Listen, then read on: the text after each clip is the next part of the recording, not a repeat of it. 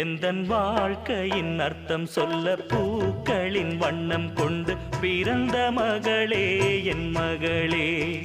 நான் வாழ்ந்தது கொஞ்சம் அந்த வாசத்தில் வந்துதித்து உயிரில் கலந்தா என் உயிரே. உன் பூவிழி குறுநகை அதில் ஆயிரம் கவிதையே.